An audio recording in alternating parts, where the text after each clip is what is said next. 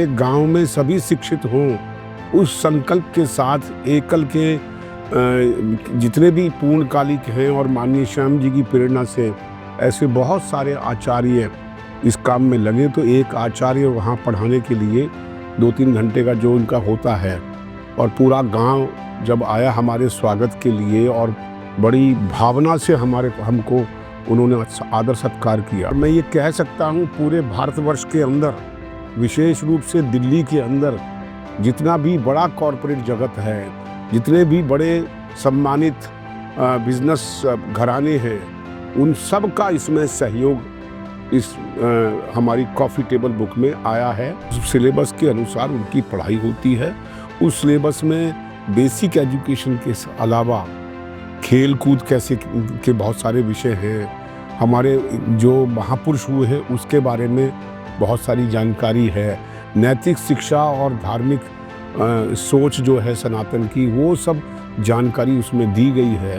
विगत 35 वर्षों से एक अभियान जो क्रांति बन चुका है, झारखंड के एक छोटे से गांव से शुरू हुआ एकल अभियान आज पूरे भारतवर्ष में 1 लाख से ज़्यादा विद्यालय संचालित कर रहा है।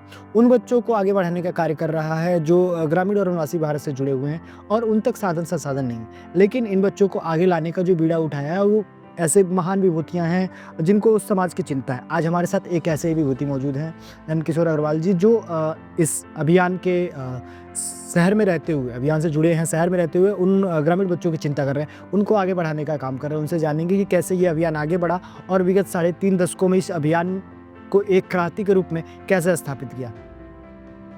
सर, बहुत बहुत स्वागत है आपका हमारे इस खास शो में। सबसे पहला तो मेरा सवाल यही होगा कि आप एकल अभियान से कैसे जुड़े और आपके लिए प्रेरणा क्या रही? मैं एकल अभियान से लगभग 15 वर्ष से ज़्यादा हो गए, मेरे ख्याल से उससे ज़्यादा हो गए होंगे। हमारे सत्यनारायण बंधु जी ने संपर्क किया एक विद्यालय के लिए। उस समय शायद 12,000 या 16,000 का होता था। तो वो विद्यालय दिया तो जानकारी आई कि हमारे देश के जो ग्रामीण क्षेत्र हैं, गांव हैं, उन गांव में हम एकल विद्यालय चलाते हैं और संस्कार शिक्षा देते हैं। तो गांव के अंदर जब काम हो रहा था तो मुझे लगा कि ये वास्तव में ग्रामीण क्षेत्र में काम की आवश्यकता भी है, तो ये करना चाहिए। धीरे धीरे जानकारी मिलती गई, जुड़ते गए, और ये क्योंकि संघ परिवार का ही एक अंग है एकल विद्यालय, उसके कारण से फिर मैं और गहराई से जुड़ गया। और फिर जितने भी सब सम्मानित हमारे कार्यकर्ता जो लगे हुए थे, उनसे और माननीय श्याम जी से भी प्रेरणा पा करके मुझे लगा कि वास्तव में तो इस देश के अंदर अगर कोई सेवा का काम है या कोई भारत माता की सेवा करनी हो और देश की सेवा करनी हो, तो एकल से बढ़िया कोई काम नहीं हो सकता। इस देश के 6 लाख गांव में आज हमारे 1 लाख से अधिक विद्यालय चल रहे हैं, और उस विद्यालयों के माध्यम से हम गांव के अंदर संस्कार शिक्षा और बेसिक एजुकेशन और गांव की सुरक्षा और गांव के अंदर आरोग्य, ऐसे बहुत सारे विषय लेकर के चल रहे हैं। वो विषय इस समय पूरे भारतवर्ष में एकल कर रहा है। मेरा भी बहुत ज़्यादा जिम्मेदारी रही, तो मैं 4-5 वर्ष भारत लोक शिक्षा परिषद के अध्यक्ष के नाते भी मेरा रहना हुआ, तो बहुत अनुभव आए, प्रवास भी किया। तो वास्तव में दिल को छूने वाला और मन को भाने वाला ये ऐसी संस्था और ऐसा कार्य है। मैं अनुरोध करूँगा हमारे देश के अंदर जितना भी कॉरपोरेट जगत है या बड़े बिजनेस टाइकून्स हैं, उनके पास CSR भी होता है और उनके ऊपर धन की महालक्ष्मी जी की कृपा तो रहती है। तो ऐसे जितने भी हमारे बिजनेस कॉरपोरेट्स हैं और बिजनेस टाइकून्स हैं, वो आगे आएं और इस एकल के अभियान से जुड़े, और गांव के अंदर जो शिक्षा का एक ये चला है दौर, और उसके माध्यम से संस्कार और अच्छे कार्यकर्ता, अच्छे बच्चे खड़े करने, तो उसमें ये सहयोग करें। मैं वैसे तो जब मेरा कार्यकाल रहा तो ये एक कॉफ़ी टेबल बुक भी बनाई गई CSR के जितने भी डोनर्स हैं, और मैं ये कह सकता हूँ पूरे भारतवर्ष के अंदर, विशेष रूप से दिल्ली के अंदर जितना भी बड़ा कॉरपोरेट जगत है, जितने भी बड़े सम्मानित बिजनेस घराने हैं, उन सब का इसमें सहयोग इस हमारी कॉफ़ी टेबल बुक में आया है। आप सभी से मेरा ये निवेदन रहेगा कि अपना जितना भी CSR में आपके पास फंड्स हैं वो एकल विद्यालय को दे, और साथ में धन के अलावा मानसिक रूप से और अपने तन मन धन से इसके साथ जुड़ेंगे, परिवार के बच्चे भी जुड़ेंगे, तो उनमें भी संस्कार आएगा कि किस प्रकार से देश के अंदर काम हो रहा है और हम किस प्रकार से समाज की, देश की सेवा कर सकते हैं। सर, जब आप पहली बार प्रवास पे गए, वन यात्राओं पे गए, तो वो अनुभव कैसा था? जब आपने जाके वाकई में जब एकल विद्यालय देखा, वहाँ बच्चे कैसे पढ़ रहे हैं, एक आचार्य उस गांव में पढ़ा रही है जहाँ संसाधनहीन है, वो अनुभव कैसा रहा? वो अकल्पनीय था।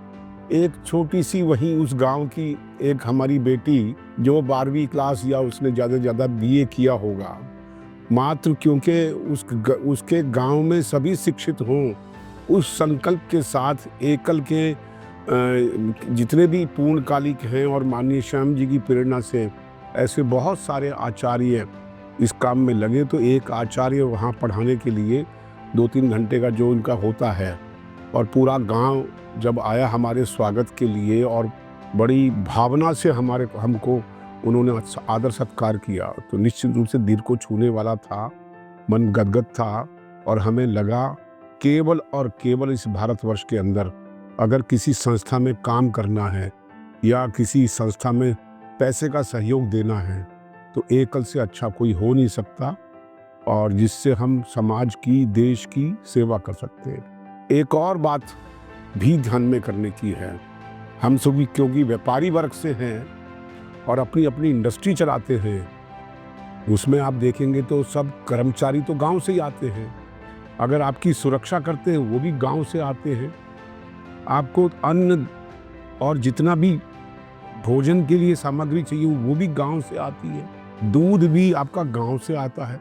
तो सब कुछ आपका गांव से आता है, और फिर उस गांव के लिए आपकी जिम्मेदारी बनती है कि जो गांव हमको सब कुछ देता है, ऐसे गांव के लिए हमें भी अपने तत्पर, अपने तन मन धन से लगना चाहिए। वो मैंने जब प्रवास किया तो ये अनुभव भी किया, और उसी के कारण से समर्पण बढ़ता गया। और आज मुझे लगता है कि एकल एक ऐसी संस्था है जिसके माध्यम से हम देश की और समाज की सेवा कर सकते हैं। आप पिछले 20 सालों से इस अभियान से जुड़े हुए हैं, ये अभियान पिछले 35 सालों से, तो आपके हिसाब से इस अभियान ने, इसका क्या इम्पैक्ट रहा? कितना ग्रामीण और वनवासी भारत में कितना उत्थान रहा और क्या प्रभाव पड़ा? निश्चित, अभी पूरे देश के अंदर 1 लाख से अधिक विद्यालय हैं, 25 से ऊपर 30 लाख के करीब हमारे विद्यार्थी हैं, और वो प्रतिदिन जब उस विद्यालय में आएंगे, संस्कार शिक्षा का कार्यक्रम देखेंगे, वहाँ का सीखेंगे, और अपने बड़ों की सेवा, बड़ों के प्रति सम्मान, माता पिता की सेवा, ये सब जो संस्कार हैं, देश की जो महापुरुष हुए हैं उसके बारे में, सनातन के बारे में, इस सारी जब जानकारी मिलती है, तो वो बच्चे निश्चित रूप से एक ईमानदार नागरिक, एक सभ्य नागरिक के रूप में बड़े होकर के जब निकलेंगे देश के काम के लिए, और क्योंकि कुछ ना कुछ वहाँ हम सिखा पाते हैं, तो उससे उनका आत्मविश्वास बढ़ता है और आगे चल कर के वो अच्छे अच्छे पदों पर जाते हैं। ऐसा भी हमारे बहुत सारे ऐसे एग्जाम्पल हैं जो एकल से निकल कर के, चाहे वो क्रीड़ा के अपने खेल के क्षेत्र में हो, चाहे वो डिफेंस सर्विसेज के क्षेत्र में हो, किसी प्रकार की भी क्षेत्र हो, वहाँ पर एकल के बच्चे आगे निकल कर के और अग्रणी स्थान पर पहुँचे। गांव के जो पिछड़ा हुआ है, तो ये एक बहुत बड़ी अचीवमेंट है एकल की। जब एकल की बात करते हैं तो अब देश के 28 राज्यों में लगभग हर राज्यों में एकल पहुंचा हुआ है। कश्मीर के घाटी से लेके झारखंड और छत्तीसगढ़ के जंगलों में भी एकल पहुंचा हुआ है, और उन बच्चों को आगे ला रहा है वो वनवासी लोग आए। तो एकल का कार्य कैसे करता है, कैसे लोगों तक पहुँच रहा है और कैसे समाज को जोड़ने का काम कर रहा है? देखो, इसकी रचना जो है वो श्याम जी ने एक तंत्र बना करके दिया। शहर में जो लोग हैं वो तो शहर के अंदर, क्योंकि धनवान लोग हैं, पैसा है, संपन्न हैं लोग, तो क्योंकि कोई भी संगठन चलाना है, कोई भी हमने शिक्षा का कार्यक्रम लेना हो, सेवा का कार्यक्रम लेना हो, समाज की हो चाहे देश की हो, धन की आवश्यकता होती है। तो नगर संगठनों की रचना की गई और पूरे देश के अंदर जितने भी बड़े सिटीज़ हैं वहाँ पर एकल के नगर संगठन खड़े हुए हैं।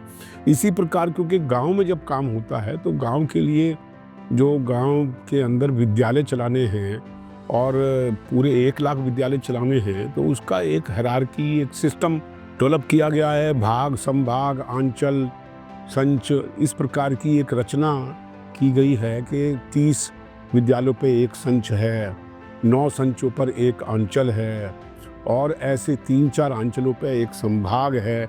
ऐसी जो रचना है और उस पे सब पूर्णकालिक कार्यकर्ता जो केवल देशभक्ति की भावना से लगे हैं और अपने परिवार के लिए छोटी-मोटी मानधन हम दे देते हैं, लेकिन उनका समर्पण भाव है, वही सारी इसकी देखरेख करते हैं और बाकायदा इसका एक सिलेबस है, खेलो कूदो नाचो गाओ।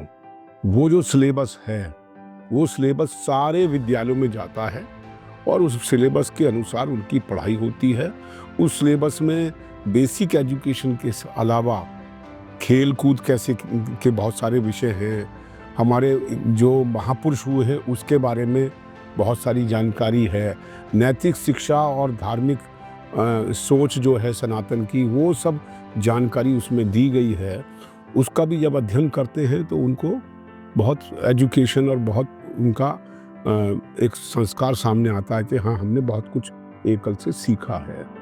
आप जैसे उद्योगपति ऐसे सामाजिक संस्थाओं से जुड़े हुए हैं, आजकल के यूथ कैसे जुड़े, कैसे अपने आप को भी समाज सेवा से जोड़े, क्योंकि जो हमारा जो आने वाला जो वर्किंग कल्चर है या फिर सारी चीज़ें हैं वो थोड़ी सी रैपिड हो गई, तो ऐसे में यूथ कैसे ये धीरे धीरे प्रोसेस है। अभी तो हमको फोकस जो करना है, 6 लाख गांव हैं, 1 लाख से अधिक गांव हो गए हैं, तो बाकी अभी गांव में पहुंचना पहले वो परम आवश्यक है, क्योंकि गांव में अभी फिर भी हमारी जो पुरानी संस्कृति देश की है, हमारे महापुरुषों का है, हमारी जो परंपराएं हैं वो गांव में थोड़ी बची हुई हैं, तो वहाँ हम संभालें। जहाँ तक शहर में युवा हैं जो पढ़ लिख गया है, अभी जो शिक्षा पद्धति है उस शिक्षा पद्धति तो उन्होंने केवल एक जैसे एक क्लर्क होता है ऐसे बना दिए हैं। तो अभी इसके बारे में बहुत चिंतन हो भी रहा है कि किस प्रकार से हम युवाओं को और इस एकल की तरफ मोड़े।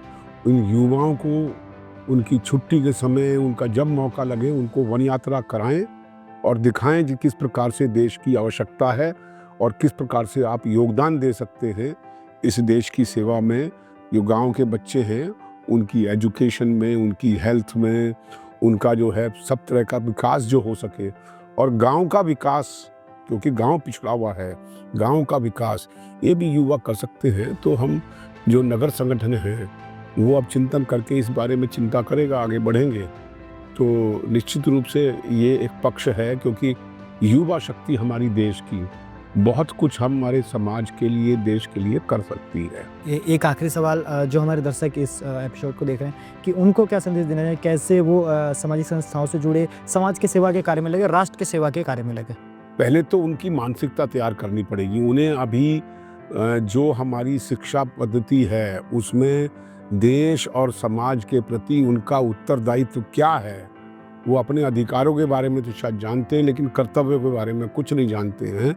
पहले तो उसकी शिक्षा हम देने का प्रयास करें, और मुझे लगता है मैंने भी कुछ प्रयास किया है। जो कॉलेजेस हैं, जो स्कूल्स हैं, वहाँ युवा 12वीं के बच्चे हैं, जब स्कूलों में 11वीं 12वीं के, और फिर वो 12वीं करके जब कॉलेज में जाते हैं वो बिल्कुल युवा होते हैं। उनके बीच में हम ये सारा विषय रखें और उनको कहें कि भाई आप आगे आओ और एक वन यात्रा के लिए चलो, जरा जानकारी ले।